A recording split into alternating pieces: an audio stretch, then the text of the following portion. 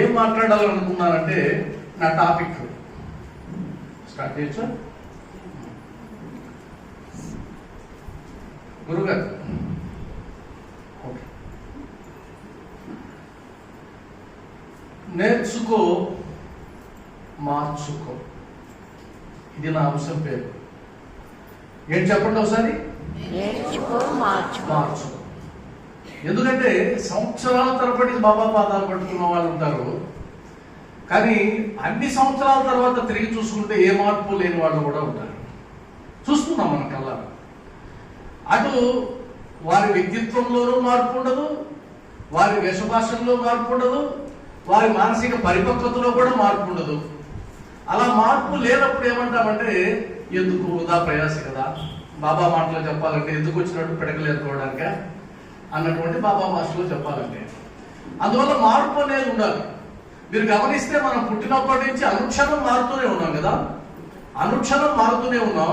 మనలో ఉండేటువంటి జీవకణాలు కూడా 7 రోజులకు ఒకసారి పూర్తిగా మరణించి కొత్త దేహాన్ని పొందుతూ ఉన్నాం.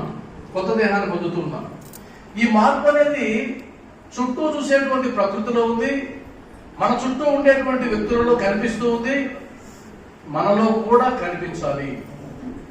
ఆ మార్పు కనిపించకుండా ఉన్నట్లయితే కనుక చాలా ఇబ్బందులు వస్తాయి. దానికి సంబంధించి ఏమంటామంటే వృధా ప్రయాసనో లేదా సమయం వృధా అనో అంటాం. కాబట్టి ఈ కార్యక్రమాన్ని సత్సంగాన్ని ప్రారంభించే ముందు ఇంకా అవి ఎవరికైనా ఉన్నాయమ్మా ఇవ్వాల్సింది?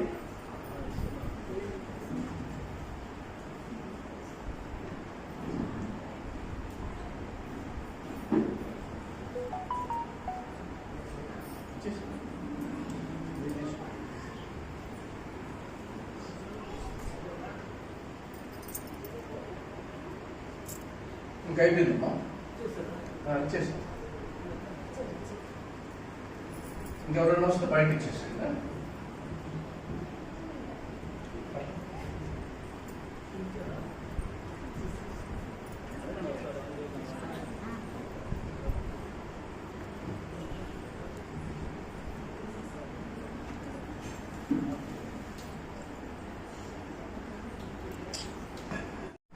భగవతా నారాయణేన స్వయం వ్యాసేన గ్రథితాం పురాణమునినా మధ్యే మహాభారతం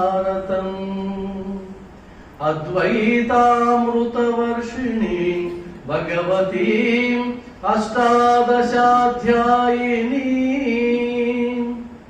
అంబా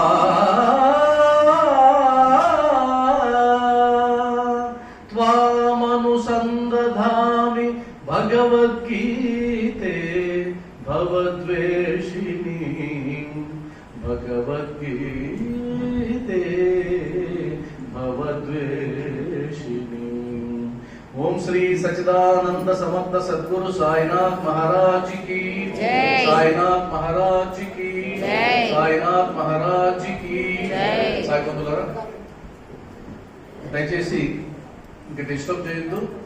ఇందాక చెప్పినా కూడా కొంతమంది ఫోన్లు మోగాయి, కొంతమంది తీసుకొని వెళ్ళారు బయటికి. ఇంకొకసారి జాగ్రత్త పడండి. అంటే ఆధ్యాత్మిక రంగం వ్యక్తిగతంగా డెవలప్ అవుతూ ఉంటామనేది నేను నమ్ముతాను. ఉదాహరణకి ఆధ్యాత్మిక కోణంలో మాత్రం అద్భుతమైన ప్రవచనాలు ఇస్తానండి. నా వ్యక్తిగతంగా వచ్చేసరికి నన్ను గురించి మీరు పెద్ద పట్టించుకోవద్దు, నేను మామూలుగానే ఉంటాను అని అంటే అదేం పెద్ద రాజ్యం. అందువల్ల ఎప్పుడైనా సరే సచ్చరిత్రను చూసినప్పుడు ఒక ప్రశ్న వేసుకోవాలని నాకు అనిపిస్తుంది. అదేంటంటే ఈ అధ్యాయాన్ని చదివినందువల్ల నాకేంటి ప్రయోజనం? ఈ అధ్యాయాన్ని చదివినందువల్ల, పారాయణ చేసినందువల్ల నేను మార్చుకోవలసినవి ఏమన్నా ఉన్నాయా? ఈ అధ్యాయాన్ని చదివినందువల్ల నా లోపాలు నాకేమన్నా తెలుస్తున్నాయా? ఈ అధ్యాయాన్ని చదివినందువల్ల నేను మార్చుకోమని చెప్పినటువంటి సిద్ధాంతాలు లేదా ఈ సందేశాలు, సలహాలు ఏమైనా ఉన్నాయా అని ఆలోచిస్తూ గన వెళ్ళినట్లయితే ఆ గ్రంథం మనకు ఉపయోగపడుతుంది. గ్రంథాలు అనేక ఉన్నాయి. హిందుత్వంలో గ్రంథాలకి లోటేం లేదు, వ్యాస్ట్ సిలబస్ ఉంది. కానీ సాయి సచ్చరిత్ర అనేది ఒక జీవితాన్ని ఉద్ధరించగలిగినటువంటి గ్రంథం అనేది ఎప్పుడు తెలుస్తుంది? ఆ గ్రంథాన్ని చదివినందువల్ల ఎవరైనా ఉద్ధరింపబడితే కదా. ఆ గ్రంథాన్ని చదివాడండి, పారాయణ చేశాడండి, చూడండి ఎంత అద్భుతంగా జీవిస్తున్నాడో, ఎంత ఆనందంగా జీవిస్తున్నాడో, ఎంత అద్భుతంగా ఉందో ఆయన సంసారం కానీ, ఆయన కుటుంబం కానీ, ఆయన యొక్క ప్రగతి కానీ అని ఎవరైనా చూసినప్పుడు ఇది కదా సాయి సచరిత్ర చేసేటువంటి ఒక ప్రయోజనం అని ఎవరికైతే అనిపించేలాగా ఉంటారో వాళ్ళు నిజమైనటువంటి భక్తులు, బాబా భక్తులు. అంటే బాబా భక్తులు చూసిన తర్వాత భక్తి లేని వారికి కూడా భక్తి కలగాలి. సచరిత్ర చదివిన తర్వాత అని ఇది ఒక్క గ్రంథాన్ని పట్టుకుంటే చాలు జీవితం అంతా తరించిపోతుంది అనేటువంటి విశ్వాసం దేని ద్వారా వస్తుంది అంటే దాన్ని చదివినటువంటి వారు ఉండేటువంటి విధానాన్ని బట్టి, ప్రవర్తనను బట్టి ఉంటుంది. అలా కాని పక్షంలో నేను నిక్కచ్చిగా చెప్పగలను, మీ విలువైన సమయం వృధా అవుతుంది, ఎందుకు పనికి రాకుండా పోతుంది. ఈ పని ఏదో లౌకికంగా చేసుకుంటే 4 రూపాయలైనా సంపాదించుకోవచ్చు, అంతకుమించి ఏం లేదు, నన్ను తప్పుగా అనుకోవద్దు.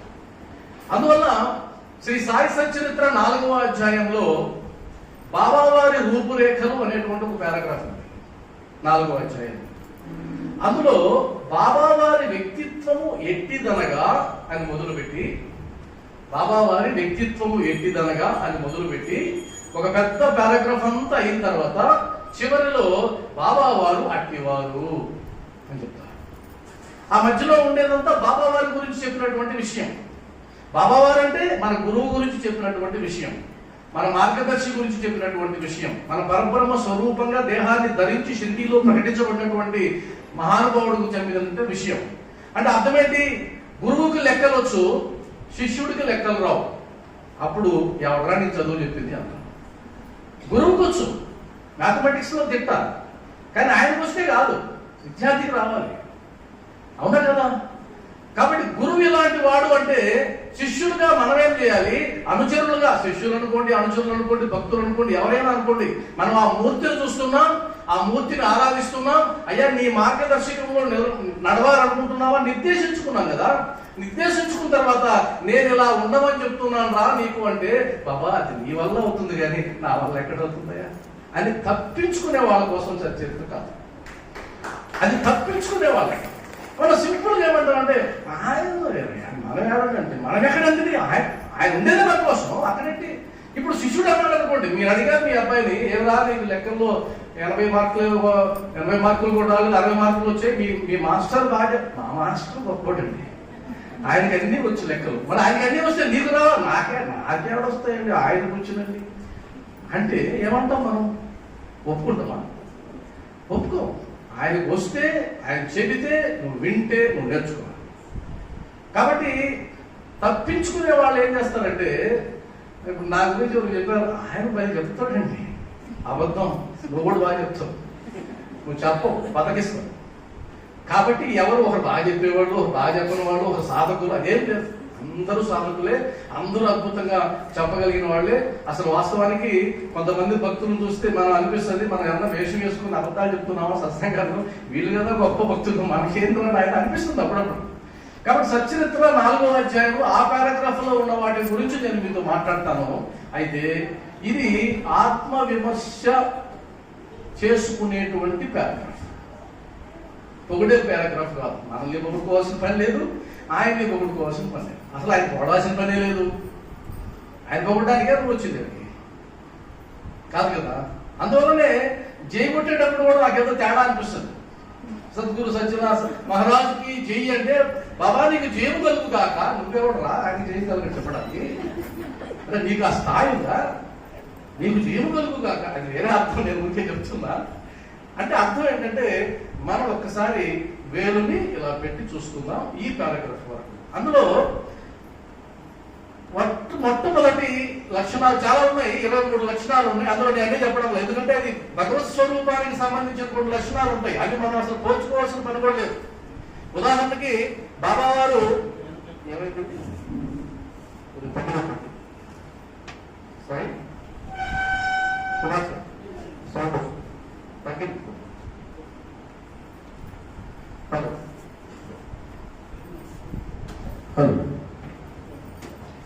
కాబట్టి భగవత్ స్వరూపానికి సంబంధించి భగవత్ లక్షణాలు ఉంటాయి కదా, సర్వజ్ఞత్వము, సర్వశక్తిమత్వము, సర్వవ్యాపకత్వము, వీటి గురించి నేను వదిలేశాను. అవి మనకి వల్ల కాదు, మన సాధ్యం కాదు. అవి కాకుండా ఆయన చూసి మనం నేర్చుకోవాల్సినవి కొన్ని ఉన్నాయి, నేర్చుకునే అవకాశం ఉంది. వాటి గురించి నేను అడుగుతాను. మీరు నిక్కచ్చిగా ఆత్మవిమర్శ చేసుకోవాలని కూడా కోరుకుంటూ ఉన్నా, మీరు కానీ నేను కానీ అందరూ కానీ. అందులో మొట్టమొదటి చెప్తూ బాబా గురించి చెప్తే ఏమన్నారంటే, అయ్యా బాబా వారు ఎట్టివారంటే ఆయన కష్టతరమైనటువంటి సంసారాన్ని జయించిన వారు అని అంది. ఆయన జయించారు, మనకు ఆదర్శమూర్తిగా మార్గదర్శిగా నిలబడ్డారు. మనం ఎవరు జయించిన వాళ్ళమా? కష్టతరమైన సంసారంలో మునిగి దొర్లాడుతున్నటువంటి వాళ్ళము కదా. కాబట్టి ఆయన చూసి నేర్చుకోవాలంటే జయించడం నేర్చుకోవాలి. ఇక్కడ పదం ఏంటంటే సంసారాన్ని జయించడం, సంసారాన్ని త్యజించడం వేరు. త్యజించడం బాబా చెప్పలేదు, జయించడం చెప్పాడు. ఉదాహరణకి ఒక రాజు వేరొక రాజ్యాన్ని జయించాడు అంటే అర్థం ఆ రాజ్యం అంతా పూర్తిగా పోయిందని కాదు అర్థం, ఆ రాజ్యం మీద అధికారాన్ని సంపాదించాడని అర్థం. అవునా కదా? ఆ రాజ్యం మీద అధికారాన్ని సంపాదించాడు అంటే అర్థం ఏంటి? అందులో జనం ఉన్నారు, ప్రజలు ఉన్నారు, అంతా ఉంది, కానీ వారికి అధికారం లేదు. ఈయనకి మాత్రమే అధికారం ఉంది. అది జయించడం. కాబట్టి సంసారాన్ని జయించడం అంటే మీ సంసారం అంతా విడిచిపెట్టేసింది సన్యాసుల్లో చేరుకోవడానికి కాదు. ఆ సంసారం మీద అధికారం గాని బాధ్యత గాని నాది కాదు, భగవంతుడిది అని నమ్మడమే సంసారాన్ని జయించడం. అదే కదా భక్తి. భక్తి అదే కదా చెప్తా ఉంది. అరే నువ్వు కర్తవు కాదరా, కర్త వేరే ఉన్నాడు. నువ్వు జస్ట్ పాత్రధారివి, సూత్రధారి వేరే ఉన్నాడు. నువ్వు నటిస్తున్నావు, దర్శకుడు వేరే ఉన్నాడు. అది నమ్మేస్తే జయించేసినట్టే. కాబట్టి మనం జయించామా లేదా? జయించాం. జయించకపోతే ఈరోజు ఇక్కడ కూర్చోం. ఈరోజు ఇక్కడ కూర్చున్నారంటే కదా మీరు కాస్త జయించారు. పర్సంటేజ్లో తేడా ఉంటుంది, కానీ వచ్చాము అంటే కదా జయించాం. అది 10%, 20% కాదు. కొంతమంది వస్తారు, ఫిజికల్ గా కూర్చుంటారు, 80% ఆలోచనలన్నీ సంసారం మీదనే ఉంటాయి. అది పర్సంటేజ్ తేడా. కొంతమంది వచ్చేసారంటే కాలాపుగా ఉంటారు, ఏమైనా 20 ఇబ్బందులు. ఆ తేడాలు ఉంటాయి. కానీ జయించాం. బాబా మార్గంలో ఒక్క అడుగు వేశాం. మనం గర్వంగా చప్పట్లు కొట్టుకుంటాం. Very good. ఎందుకంటే ఎప్పుడు మేము పనికి మాలవాళ్ళం. ఎందుకు? ఆయన ముందు కూర్చొని అంత గొప్పవాడు. నా తండ్రి మహారాజైతే నిరుపేదను ఎట్లవుతా. ఆయన మహారాజు అయితే నువ్వు పేదవాడు ఎట్లవుతా? నా తండ్రి కోట్లు సంపాదిస్తే వికారం అవుతున్నా. కారణం ఆయన ఎవరు? అఖిలాండ కోటి బ్రహ్మాండ నాయక, రాజాది రాజ, యోగి రాజ, పరబ్రహ్మ, శ్రీ సద్గురు సచ్చిదానంద. ఆయన దగ్గర కూర్చొని నేను పనికి మాలను ఎట్లవుతా? అంత కాకపోయినా కొంతైనా అదే అంటాం కదా, ఎవరితోనో స్నేహం చేస్తే కాస్త రాసుకుంటుంది కదా. కాబట్టి 24 గంటలు మనం సంసారాన్ని జయించడం అంటే నేర్చుకోవాలి. దానికి సంబంధించిన గ్రంథాలు చదవాలి, దానికి సంబంధించిన తత్వ విశ్లేషణ చేయాలి. అది నేర్చుకోవాలి. నేర్చుకున్న తర్వాత మార్చుకోవాలి. ముందు తెలుసుకోవాలి, జ్ఞానాన్ని సంపాదించాలి, తర్వాత మార్చుకోవాలి. ఎలా? నేను ఇప్పుడు ఎలా ఉన్నానో ఎలా ఉండాలి. ఇంకా లంకటంలో కొట్టుమిట్టాడుతున్నానా? 50 ఏళ్ళు వచ్చాయి, 60 ఏళ్ళు వచ్చాయి, 70 ఏళ్ళు వచ్చాయి, ఇంకా సంసారం మీద పోవడం లేదు, ఇంకా దాంట్లో చుట్టుకొని తిరుగుతున్నానంటే కాస్త మార్చుకో. రా, దగ్గరికి వచ్చేస్తుంది, సమీపం వస్తుంది. ఎప్పుడు వస్తుందో పాస్పోర్ట్ తెలియదు. పాస్పోర్ట్ వచ్చిందంటే పట్టా పుట్టా చదువుకొని పరిగెత్తాలి. అందువల్ల జాగ్రత్తగా ఉండు. రెండవ గుణం చెప్తున్నా, శాంతియే వారి పోషణము. మనకు అశాంతియే ఆవరణము. ప్రశాంతంగా ఎవరున్నారు అసలు? ప్రశాంతంగా ఉన్నామా? అసలు ఇప్పుడు ఉన్నామా? ఒక కార్యక్రమానికి వచ్చి కూర్చున్నాం, ప్రశాంతంగా ఉన్నామా? లేదు. కొంతమంది పర్సంటేజ్ తేడా ఉంటుంది. కాబట్టి శాంతియే వారి పోషణము. శాంతి అంటే అర్థం ఏంటి అంటే, మీరు ఒక పెద్ద పోలీస్ అధికారి యొక్క పర్యవేక్షణలో ఉన్నప్పుడు ఎంత ధైర్యంగా ఉంటామో, లేదా తలుపులన్నీ బాగా తీసేసుకుని రాత్రిపూట నిద్రపోయేటప్పుడు ఎంత అభద్రతా భావంతో ఉంటామో అర్థం చేసుకోవచ్చు. ఉదాహరణకి మీ చుట్టూ పోలీస్ సెక్యూరిటీ ఉంది, అప్పుడు ఎలా నిద్రపోతాం? ఎవరు లేరు, బిక్కుమంటా ఉన్నారు, అన్ని తీసేసి ఉంటాయి, ద్వారాలు తలుపులు కూడా లేవు. ఇప్పుడు సమస్య లేదు, ఏసీ ఉన్నా కూడా నిద్ర. ఇప్పుడు మనం ఉన్నది ఒక పెద్ద అధికారి సమక్షంలో. ఆ అధికారి సమక్షంలో ఉన్నప్పుడు అశాంతికి తావే లేదు. ఎక్కడ అశాంతి ఉంటుంది అంటే, నేనైతే నాకు అర్థమైంది చెప్తున్నా, ఎక్కడ అశాంతి ఉంటుంది అంటే ఎక్కడ అజ్ఞానం ఉంటుందో అక్కడ అశాంతి ఉంటుంది. ఒప్పుకుంటారా? ఎక్కడ జ్ఞానం ఉంటుందో అక్కడ శాంతి ఉంటుంది. అశాంతి ఎందుకంటే అది కాలేదు, ఇది కాలేదు, అది పోయింది, ఇది పోయింది, అది జరుగుంటే బాగుంది, ఇది జరుగుంటే బాగుండు, ఇది అజ్ఞానం. అప్పుడు జ్ఞానం ఏంటి? జరగవలసింది ఏదో జరిగే తీరుతుంది, హాయిగా ప్రశాంతంగా ఉండొచ్చు. మన పని మనం చేసుకుంటూ, మన సాధన మనం చేసుకుంటూ, పనులు చేసుకుంటూ ఉండాల్సిందే, బతకించమని చెప్పలేదు. కాబట్టి శాంతిని పొందలేకపోయి ఉంటే కనుక ఇప్పటి వరకు మీరు పొందడానికి ఏమేమి జ్ఞానం కావాలో నేర్చుకో. నెక్స్ట్ ముందు నేర్చుకో, తర్వాత మార్చుకో. మూడవది, వారు జ్ఞానమూర్తులు. ఎవరు వారు? బాబావారు. కానీ బాబావారు జ్ఞానమూర్తి అంటే నేను అజ్ఞానాన్ని బోధిస్తాను అంటాడు ఒక అధ్యాయంలో. ఏం బోధిస్తాడు గురువు అంటే? అజ్ఞానాన్ని బోధిస్తాడు. అజ్ఞానాన్ని బోధించి ఇది కదా అజ్ఞానం అని తెలిసిపోయిన తర్వాత మిగిలిందే జ్ఞానం, అంతే కదా. ఇది చేయకూడదు అంటే అర్థం ఏంటి? ఇవి చేయకూడదు అంటే మిగిలినవన్నీ చేయొచ్చనే కదా అర్థం. కాబట్టి జ్ఞాన ప్రవాహం వస్తూ ఉంది బాబా వారి నుంచి, అక్షరాల రూపంలో, అనుభవాల రూపంలో. అక్షరాల రూపంలో వస్తుంది, అనుభవాల రూపంలో వస్తుంది. ఆ జ్ఞానాన్ని ఒడిసి పట్టుకుని కాస్త చెవుల ద్వారా హృదయంలోకి పంపించి అక్కడ బదిలపరుచుకోవాలి. అప్పుడు ఆయన జ్ఞానమూర్తిగా ఉన్నప్పుడు మనం అజ్ఞానులుగా ఉండడం భావ్యం కాదు. ఆ జ్ఞానాన్ని మనం కూడా కాస్త నేర్చుకోవాలి. ఈ రోజు ఒక్కరోజు ఎందుకు కూర్చున్నాము అంటే ఈ ఒక్కరోజు కొంత జ్ఞానాన్ని మనం సంపాదించుకుంటాం. సంపాదించుకుని వదిలేస్తే ఏం ప్రయోజనం? మార్చుకోవాలి. కాబట్టి జ్ఞానమూర్తి దగ్గర శిష్యులుగా ఉండి, జ్ఞానమూర్తి దగ్గర అనుచరులుగా, భక్తులుగా ఉన్నవాడు అజ్ఞానులుగా ఉండడానికి వీల్లేదు. మనం కూడా కాస్త జ్ఞానాన్ని నేర్చుకోవాలి. వాస్తవానికి పారాయణ మొదలు పెట్టాము అంటే జ్ఞానాన్ని నేర్చుకుంటున్నామని, అదేదో ఒక ఆయనకి ఇచ్చినటువంటి ఒక నిర్ణయం కోసమో, లేదా బాబా నువ్వు ఇది చేసావు కాబట్టి నేను చేస్తున్నానో, ఇది కాదు. జ్ఞానాన్ని నేర్చుకుంటూ ఉన్నాను. ఆ విధంగా గుర్తుపెట్టుకోండి, జ్ఞానం సంపాదించని వాడు శవంతో సమానం. నేను మరలా చెప్తున్నాను, శవం మాత్రమే ఏ జ్ఞానాన్ని సంపాదించలేదు, శవం మాత్రమే నేర్చుకోలేదు, శవం మాత్రమే పరిణతి చెందలేదు. ఏ విషయం నేర్చుకోకుండా ఒక రోజు కానీ గడిచిందంటే ఆ రోజు నువ్వు వృధా చేసినట్టు భగవంతుడి ముందు క్షమాపణ చెప్పాల్సిన పరిస్థితి వస్తుంది. నేర్చుకున్న తర్వాత మార్చుకోవడం, ఈ రెండు మాత్రం జీవితంలో మర్చిపోకూడదు. ఎందుకన్నా ఎక్కడికైనా మీరు బస్సులో వెళ్ళేటప్పుడు మీ దగ్గర హ్యాండ్ బ్యాగ్ ఉంటే ఆ హ్యాండ్ బ్యాగ్ లో ఒక్క గ్రంథమైనా లేకుండా మీరు ప్రయాణం చేస్తున్నారంటే మీకంటే నిర్లక్ష్యమైన వాళ్ళు ఒక్కరు లేరన్నట్టు. ఎంతో 3 గంటలు, 4 గంటలు, 5 గంటలు చేసేటువంటి జర్నీలో ఎప్పుడైనా అవకాశం వచ్చి చదవాలనిపిస్తే ఒక పుస్తకమైనా నీ దగ్గర ఉండాలి కదా. అందువల్ల పుస్తకం ఆభరణం. పుస్తకాన్ని నమ్మిన వారు, గ్రంథాన్ని నమ్మిన వారు అజ్ఞానులుగా ఉండే అవకాశమే లేదు. ఖచ్చితంగా ఒక పుస్తకాన్ని తీసుకెళ్లాల్సిందే. అందువల్లనే గ్రంథాల మీద ఖర్చు పెట్టడం, గ్రంథాలను చదువుతూ ఇంట్లో కూర్చోవడం, మీరు గ్రంథాలు చదువుతుంటే మీ బిడ్డలు చూసి మిమ్మల్ని నేర్చుకోవడం, అంతకు మించిన గొప్ప ఆస్తి మీ బిడ్డలకి మీరు ఏమీ ఇవ్వలేరు. ఏ ఇంట్లో గ్రంథాలయం ఉంటుందో ఆ ఇల్లే నిజమైనటువంటి స్వర్గసీమ. ఏ ఇంట్లో 54 ఇంచెస్ 64 ఇంచెస్ ఉంటుందో ఏంటది టీవీ, తప్పే కాదు. కానీ వారు పరోక్షంగా జీవితం మీద విలువ లేనటువంటి వాళ్ళ కింద నేను తీసి పడేస్తాను. అదే ఒక గ్రంథాలయానికి సంబంధించి అనేక గ్రంథాలు చదివి కొనిపెట్టేసి అన్ని పేర్చిపెట్టి అప్పుడప్పుడు నువ్వు చదువుకుంటూ కూర్చుంటే నీ పిల్లల్ని టీవీ చూడొద్దు నువ్వు చెప్పాల్సిన పని కూడా లేదు. ఆటోమేటిక్గా మా అమ్మ చదువుతుంది, మా నాన్న చదువుతున్నాడు, ఒక పుస్తకం తీసుకుంటాడు, చదువుకుంటాడు.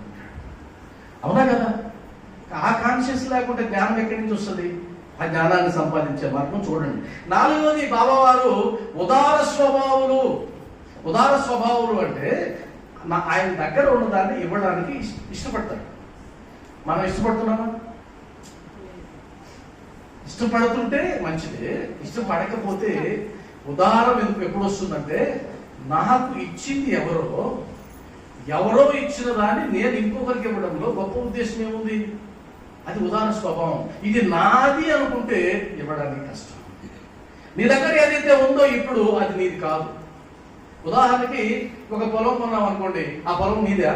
భూమి పుట్టినప్పుడు నువ్వు ఉండి భూమి పుట్టిన వెంటనే ఇదిగో ఈ ప్రాంతం అంతా నాదని వేసేసావా? అది ఇంతకు ముందు ఎవరిదో, ఇప్పుడు నీ దగ్గరకు వచ్చింది, రేపు ఇంకెవరిదో. అంటే అర్థమేంటి? నీది కాని దాన్ని నువ్వు నీదిగా భావిస్తున్నావు, తప్పు లేదు. కానీ అందులో నుంచి కొంత ఇవ్వడానికి సిద్ధపడినట్లయితే ఉదార స్వభావం. నీ దగ్గర ఉన్న ధనమైన, నీ దగ్గర ఉన్న జ్ఞానాన్నైనా ఉదారంగా పంచిపెట్టగలిగితే బాబాను నువ్వు అనుకరించినట్లే. ఆయన ఉదార స్వభావుడు. ఆయన ఎప్పుడు ఏది ఉంచుకోవాలా? ఏమైనా ఉంచుకున్నాడా? చివరికి ఏమైనా ఆస్తిపాస్తులు రాయించుకున్నాడా? ట్రస్ట్ ఏమైనా పెట్టుకున్నాడా? ఏం లేదు. మొత్తం ఆయనకి ఎవరైనా దక్షిణ ఇచ్చింది కూడా ఆయన ఇచ్చి పడేశాడు. ఉదార స్వభావం. ఆయన నుంచి మనం నేర్చుకోవాల్సింది ఏంటంటే, నీ దగ్గర ఉన్నదాన్ని దాచుకున్నంత వరకు దాచుకో, మిగిలిందైనా పంచిపెట్టు. అంటే ఓవర్ఫ్లో అయిపోతుంటుంది కదా, అదేనా వచ్చు. అది కూడా నచ్చకపోతే మురికి పెట్టిపోద్ది నీళ్ళు. ఎవరో ఒక తోడుకు పోనింది. బాబా వారు అన్నాడు కదా, జ్ఞాన భాండాగారం వంగి పొర్లిపోతా ఉందిరా, బండ్లు తెచ్చుకోండి, గుంపాలు తెచ్చుకోండి, తవ్వుకొని పోండి అని అన్నాడు కదా. అంటే ఉదార స్వభావం నా దగ్గర ఉంది, తవ్వుకొని పోండి. కాబట్టి ఉదార స్వభావం బాబా వారి తత్వంలో ఒక భాగం. అది ఆయన యొక్క అనుచరులుగా మనం కూడా నేర్చుకోవాలి. అది తర్వాత 5వ క్వాలిటీ. అన్ని చెప్పలేం కానీ కొన్ని చెప్తాం. నశించు వస్తువులందు అభిమానము లేనివారు ఆయన. ఇప్పుడు నీ చుట్టూ ఉన్న వస్తువులన్నింటినీ ఒక్కొక్కదాన్ని తరచు చూసుకుంటూ వెళ్తే నశించని వస్తువు ఏదైనా ఉందా? నశించనిది ఏది లేదు. చివరికి ఈ వస్తువు కూడా నశించేది. కాబట్టి నశించని దాన్ని నువ్వు ఒక్కటి చూడలేవు, ఒక పరమాత్ముడు తప్ప. నశించింది ఏమీ లేదు. అంటే నశించని వస్తువులు అందు అభిమానం కూడా లేదు. నశించు వస్తువులందు అభిమానం కూడా లేదు. అభిమానం ఎప్పుడైతే చంపుకుంటే, మమకారము, అభిమానము ఇవే కదా శత్రువులు మనకు. అంటే ఎక్కడ మమకారం ఉంటుందో, ఎక్కడ అభిమానం ఉంటుందో అక్కడ బంధనం ఉంటుంది. ఎక్కడ బంధనం ఉంటుందో అక్కడ దుఃఖం ఉంటుంది. అంతే, తిరుగులేదు. నీకు దుఃఖం వచ్చిందంటే ఒక దాంతో అటాచ్ అయిపోయినావు కాబట్టి దుఃఖం వచ్చింది. ఇప్పుడు ఐదు ఏసీలు వస్తున్నాయి. పొరపాటున ఈ 5 ఏసీలు ఆగిపోయినాయంటే దుఃఖం మొదలైంది. ఎందుకంటే బంధనం, ఏసీతో బంధనం. అంతే కదా, బంధనం అయిపోయింది. నా 2 గంటలు హాయిగా ఉండిందండి, కరెంటు పోయింది, ఇంకా చూసుకోండి మా పరిస్థితి. బంధనం అంటే చిన్న వాటికి కూడా బంధనం ఏర్పడుతుంది. ఈ బంధనాలన్నీ ఏం చేస్తాయి?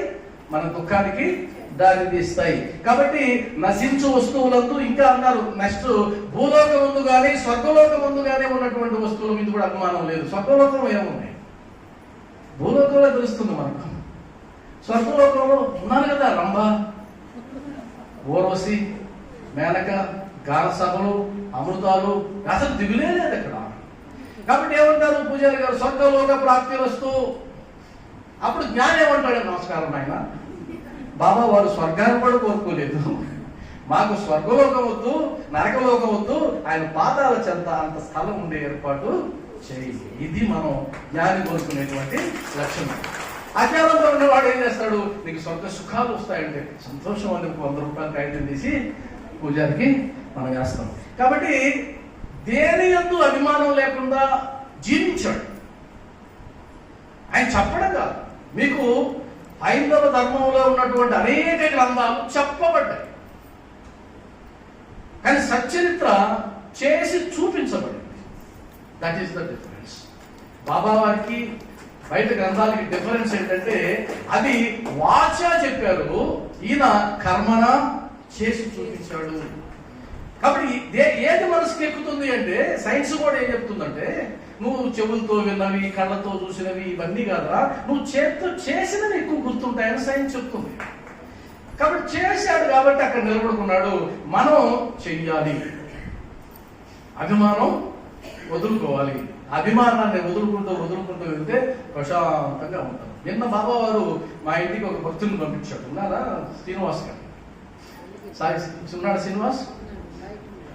బయట ఉన్నాడు శ్రీనివాస్. మన మధ్య ఎక్కడ ఉన్నాడు? ఒకసారి లేగి శ్రీనివాస్ పైకి.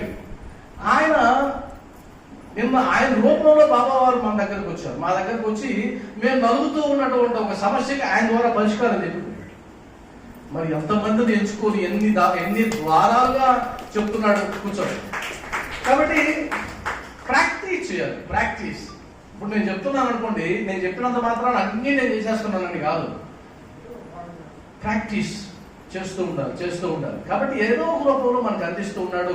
అభిమానం అనే పదానికి అర్థం తెలుసుకోండి, నేర్చుకోండి. తర్వాత అది అంటూ ఉండాలి, మీకు గుర్తొస్తుంది అంశం. నేర్చుకున్న తర్వాత మార్చుకోవాలి. మార్చుకోకపోతే నేర్చుకోలేం ప్రయోజనం. ఇప్పుడు వంకాయ కూర ఎలా ఉండాలో బ్రహ్మాండంగా నేర్చుకునేసి మీ బెడ్రూమ్లో పడుకున్నాం. అబ్బాయి ఎంత బాగుందండి వంకాయ కూర. మీ వారు వచ్చి అడిగారు, వంకాయ కూర చేసావు, ఎందుకు చేయడం? నేర్చుకున్నాను. నాకు తెలుసు ఎలా చేయాలో తెలుసు కాదు, చేసావా? ఎందుకంటే చేయడం తెలుసు. కావాలంటే మీకు కూడా ఈ గ్రంథం ఇస్తా, చూసుకోండి. ఇందులో వంకాయ కూర ఎలా చేయాలో బాగా స్పష్టంగా రాసుంది. ఆయన ఇచ్చామంటే వెంటనే ఏం జరుగుతుందో మీకు తెలుసు అని నేను చెప్పలేదండి. అంటే అర్థం అంటే కొన్ని చదివి వదిలేస్తే కుదరవు, నేర్చుకోవాలి. అలా నేర్చుకునే ఉంటేనే ఉపయోగపడుతుంది మనకు, అది దాని ప్రయోజనం ఉంటుంది. తర్వాత 7వది, వారి అంతరంగము అద్దము వలె స్వచ్ఛమైనది. మనది బయటికేమో చిరునవ్వు, లోపలేమో దారుణమైనటువంటి వాక్యాలు. అసలు సామాన్యంగా ఉండదు. మనకన్నా గొప్ప నటులు ఎన్టీ రామారావు కూడా సరిపడు. ఆయన అంటారు కానీ విశ్వవిఖ్యాత నటసార్వభౌమని, అబద్ధం. మనం ఆయన కంటే గొప్ప నటులు. గొప్ప నటులు ఎవరైనా ఉన్నారంటే లౌకికం తెలిసినటువంటి మనిషి. వాడు ఏం నటిస్తాడు. మొన్న ఈ మధ్యనే గురువు గారు అంటే 2 సార్లు పిలిచినాడు. అప్పుడు నన్ను గురువు గారు అన్నారంటే పొంగిపోయినా. పక్క రోజు ఫోన్ చేసి 1000 రూపాయలు ఫోన్ పే కొడతారా అన్నాడు. ఓహో, ఈ గురువు గారు అన్నది ఈ పక్క రోజు వచ్చే 1000 రూపాయలు ఫోన్ పేగా. అప్పుడు అర్థమైంది, ఓహో గొప్ప నటున్నారు ఆయన. అప్పటి నుంచి గురువు గారు అంటే పెనాల్టీ పడుతుంది, కాబట్టి వద్దు అనే పరిస్థితి వచ్చింది. అందువల్ల నటించడం అలవాటు ఉండేవాడికి ప్రశాంతత ఎక్కడ వస్తుంది? ప్రతిబింబం ఎలా కనిపిస్తుంది? నువ్వు అద్దంలో చూసుకుంటే నీ భావం ఎలా ఉందో అలానే కదా కనిపిస్తుంది అద్దం, ప్రతిబింబం. కానీ మనం ఏం చేస్తామంటే చార్లెస్ శోభరాజు కంటే గొప్పవాళ్ళం మనం. ఆయనకు మిషన్లు పెట్టినా సరే ఆయన నుంచి నిజం చెప్పించలేదు. చార్లెస్ శోభరాజు వినుంటారు మీరు. అంతర్జాతీయ దొంగ, మన ఇండియా వాడు, గొప్పవాడు, గొప్పగా చెప్పుకోవాల్సిన వాడు, మేధావి. అతనికి మిషన్లు పెట్టినా కూడా, లైట్ డిటెక్టర్లు పెట్టినా ఆయన నుంచి నిజం చెప్పించలేదు, సాధ్యం కాదు. మిషన్లు ఓడిపోయినాయి. అంత గొప్పవాడు, అంత ఏకాగ్రత ఉన్నవాడు. మనం అంతకు మించిన వాడు. అందువల్ల అలా నటిస్తూ పోతే నీ జీవితం కూడా నటన కింద మారిపోతుంది. నీతో కూడా అందరూ నటించడం మొదలు పెడతారు. చివరికి నీ సినిమా అట్టర్ ఫ్లాప్ అవుతుంది. అర్థమైందా? అందువల్ల నటించడం మానేసి నువ్వు ఎలా ఉన్నావో అలాగా ప్రవర్తించడం మొదలుపెట్టు. తప్పైనా పర్లేదు, సరిదిద్దుతారు బాబా వారు. ఏమన్నా నాకు ఇది అనిపిస్తుందండి, ఇది అనిపిస్తుంది. ఒకవేళ రైట్ అయితే ఓకే, రాంగ్ అయితే చెప్పండి, నేర్చుకుంటా మార్చుకుంటా. అర్థమైందా? కాబట్టి నువ్వు ఎలా ఉన్నావో అలాగే ప్రపంచానికి కనిపించు, దాచిపెట్టుకోవద్దు. ఇది నా అప్పీల్. బాబా వారు అలాగే జీవించారు. ఆయన అలాగే జీవించారు. ఎంతకాలం ఆయన శరీరంతో ఉన్నారో ఎక్కడ దాపరికం లేనటువంటిది. ఆయన దగ్గర దాపరికమే లేదు, అస్సలు దాపరికం లేదు. మీరు కావాలంటే ఆయన ఒకవేళ దాపరికంతో ఉన్న వాళ్ళై ఉంటే కనుక ఇన్ని కోట్ల మంది ఆయన పూజించే అవకాశమే లేదు. ఆ తర్వాత ఆయన పేర్లు పెట్టుకున్న వాళ్ళు కూడా పరిమితులైపోయినారు. అంతేగాని అంత అద్భుతంగా వైభవం రాలా. ఎందుకంటే ఆయన అంత అర్థంలాగా ఉన్నాడు. కాబట్టి సచరిత్ర కూడా మీకు బోటకం చెప్పదు. ఏదైతే నిజమో అదే చెప్తుంది, దాన్ని పాటిస్తే సరిపోతుంది.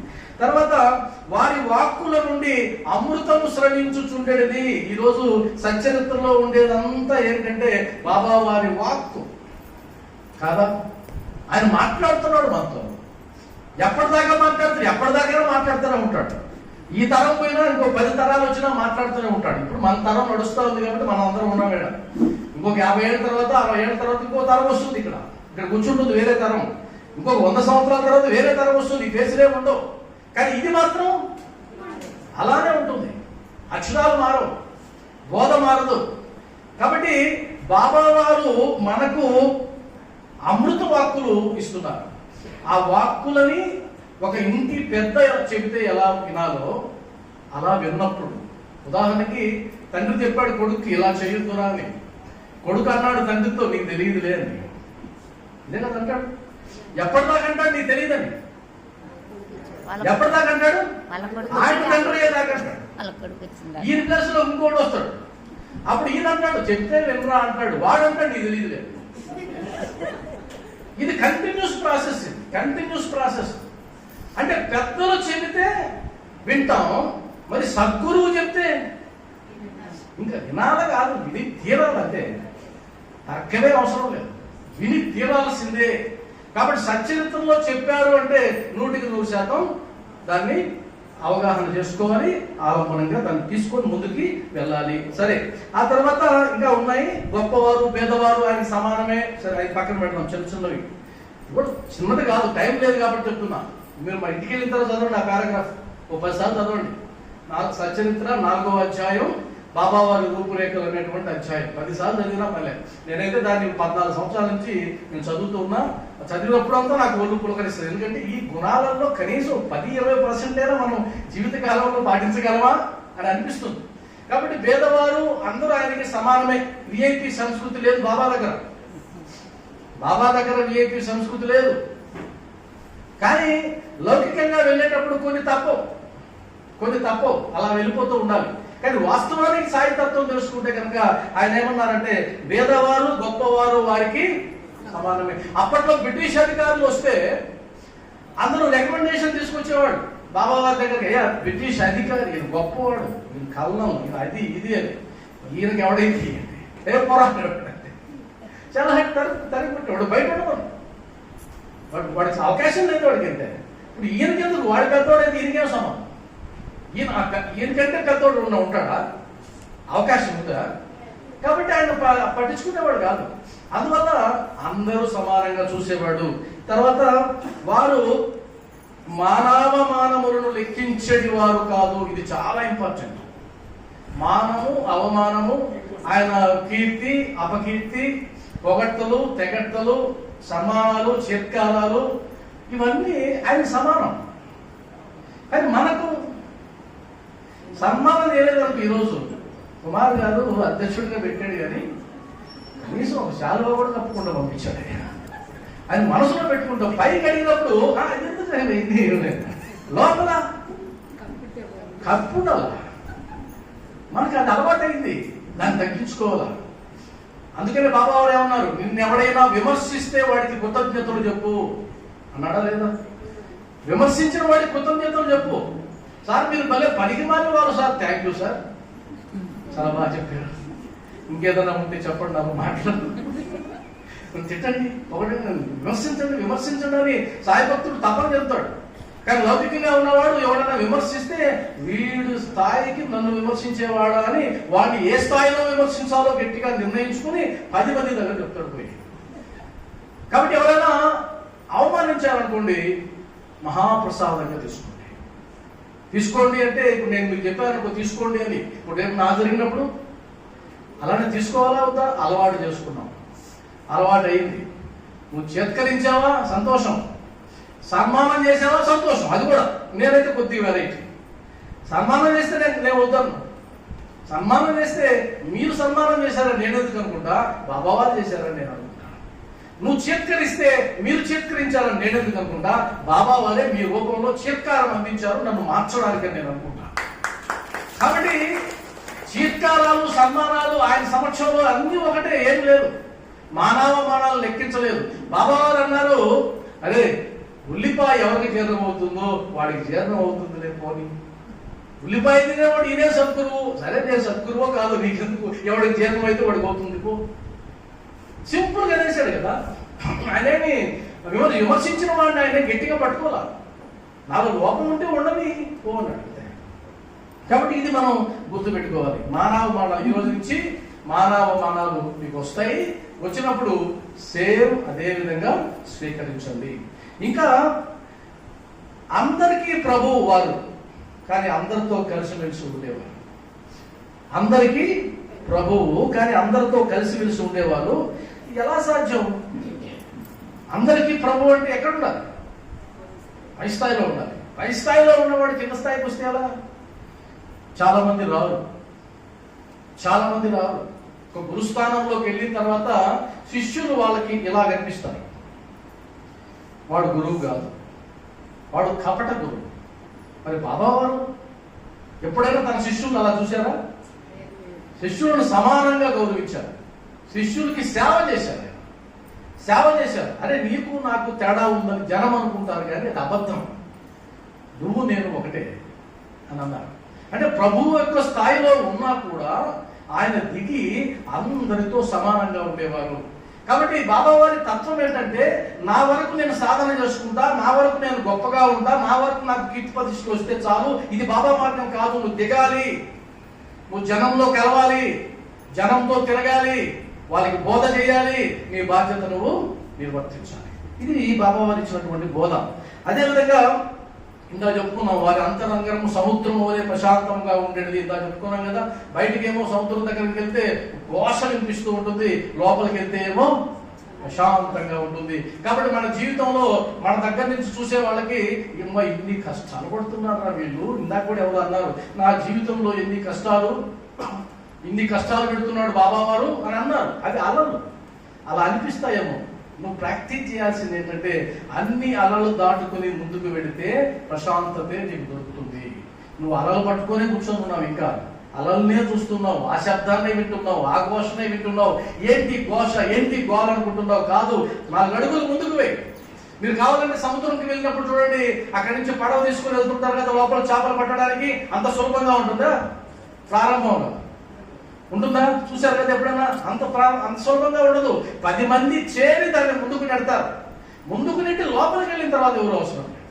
అదేవిధంగా బయటకు వచ్చేటప్పుడు చూడండి, బయటకు వచ్చేటప్పుడు కూడా చాలా మంది ఉంటారు. వాళ్ళు ఒడ్డుకు తీసుకురావడానికి చాలా కష్టం ఉంటుంది, అలల మధ్యలో రావడానికి. జీవితం ఎప్పుడు ఇలానే ఉంటుంది. జీవితంలో నీకు అలలు వస్తున్నాయి అంటే ఆ పైన ప్రశాంతత వస్తుందని గుర్తు. జీవితంలో కష్టాలు వస్తున్నాయంటే ఆ పైన సుఖాలు ఉన్నాయని గుర్తు. ఇప్పుడు సుఖంగా ఉన్నామంటే రాబోయే సమయంలో కష్టాలు కూడా రావచ్చు అని గుర్తు. ఈ ఎరుకనే జ్ఞానం అంటాం. ఈ ఎరుకనే జ్ఞానం. సుఖంగా ఉంది కదా జీవితం గడిచిపోతుందని చెప్పలేము. సస్పెన్స్ థ్రిల్లర్ జీవితం. రావచ్చు కష్టాలు ఉన్నాయి కదా ఇలానే జీవితం ఉంటుందని చెప్పలేము. మరలా అన్ని వెళ్ళొచ్చు, హాయిగా జీవించవచ్చు. అందువల్ల ఎప్పుడు కూడా సముద్రం ఎలాగైతే లోపలికి వెళ్ళే కొద్దీ ప్రశాంతంగా ఉంటుందో, జీవితంలో ఒక్కొక్క కష్టం దాటిన తర్వాత నువ్వు ప్రశాంతంగా ఉండడం నేర్చుకోవాలి. అలా నిన్ను నువ్వు మార్చుకోవాలి. ఇది గుర్తుపెట్టుకోండి సాయి. తర్వాత సిద్ధ పురుషుడైనప్పటికీ సాధకుల వలె నటించువారు.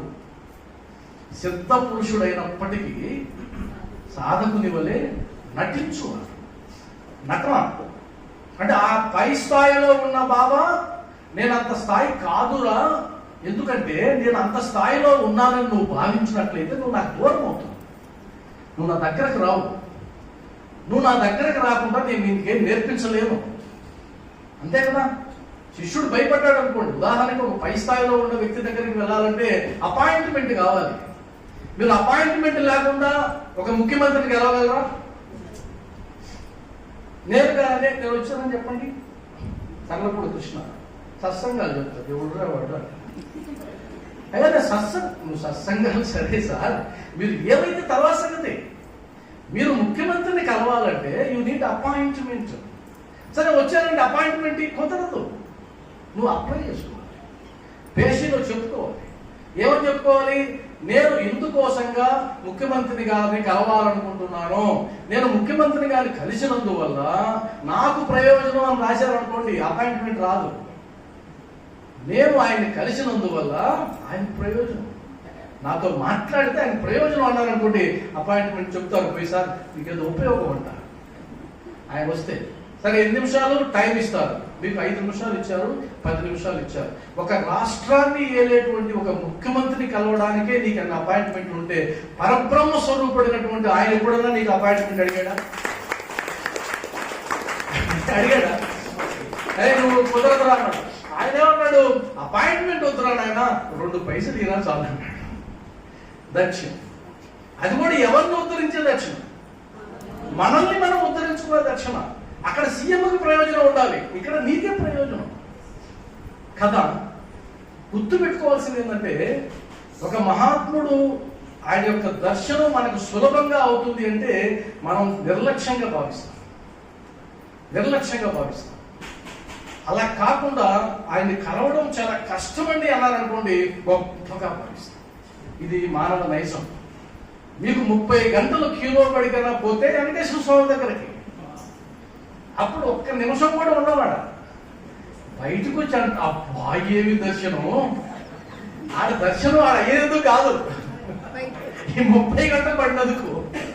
అలా కాకుండా మీరు పోగానే దర్శనం అయిపోయింది అనుకోండి, అప్పుడు అంతేం ఉండదు, అంత థ్రిల్ ఉండదు. మరి జీవితం కూడా అంతే కదా, ఎన్నో కష్టాలు పెడితే కదా థ్రిల్ ఉండేది, మజా ఉండేది. ఎప్పుడు పడాలి కష్టాలు. ఒక్కరు కాదు, షేర్ ఖాన్ 100 మందిని ఒకేసారి పంపించు, అప్పుడు థ్రిల్ ఉంటుంది, విజయం ఉంటుంది. కానీ బాబా వారి బాబు ఒక్కొక్క కష్టమే కదా పంపిస్తున్నారు, పెద్దగా ఏం పెడుతున్నారు? అది పెడితే ఒక 2-3 పెడతాడేమో, కానీ 100 పెడుతున్నాడా?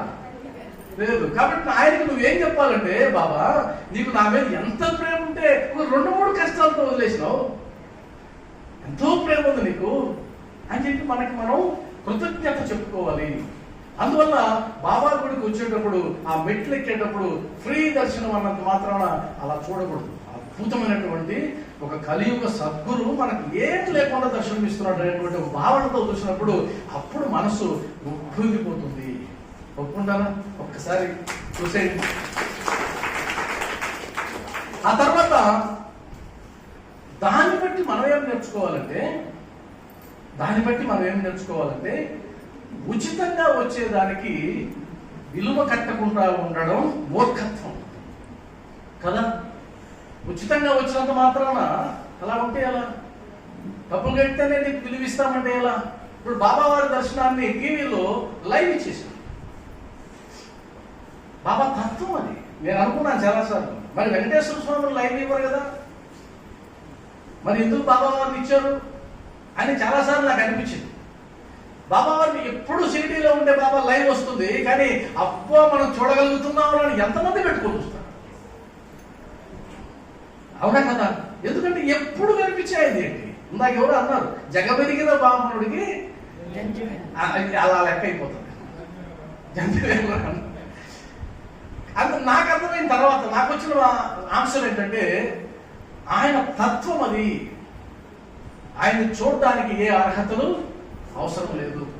ఎక్కడైనా ఉన్న నేనే తెలుసుకోమన్నప్పుడు నీ షిరిడీలోనే ఉంటానని బాబా వాళ్ళు అనలేదు కదా. మరి నువ్వు ఎక్కడైనా చూసుకోవచ్చు టీవీ ఉంటే. అసలు టీవీలో చూడటం ఎందుకులే, 100 రూపాయలు అయినాయి కదా, అది వేరే విషయం.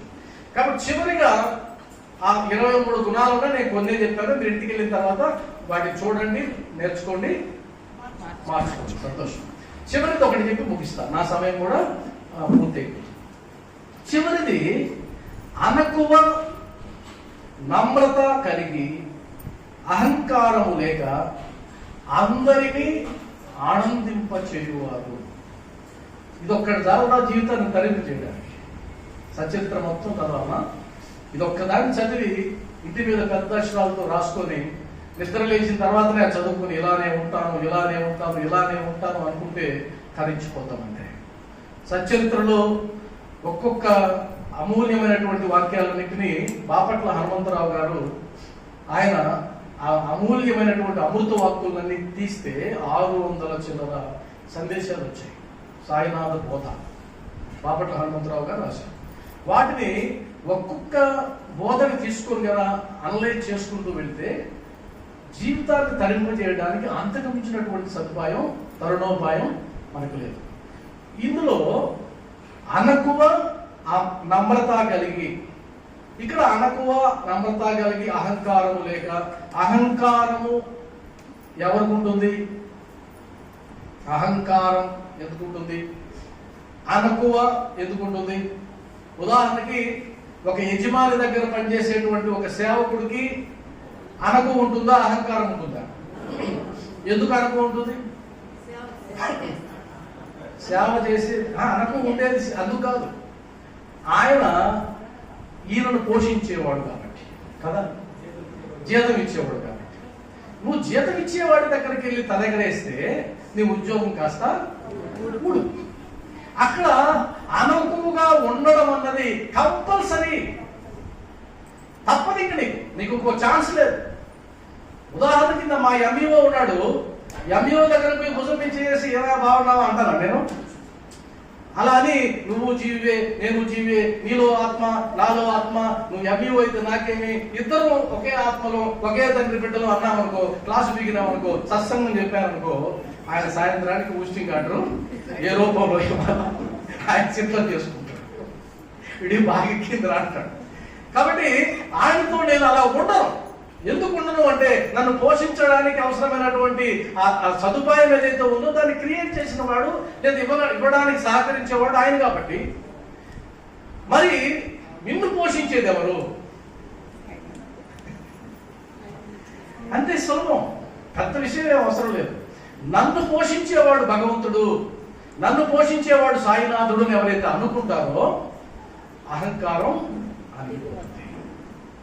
మరలా ఆ సాయినాథుడే అందరి రూపాల్లో ఉన్నాడని ఎప్పుడైతే అనుకుంటావో అందరి పట్ల ఇంకా అంతకు మించి ఏం కావాలండి?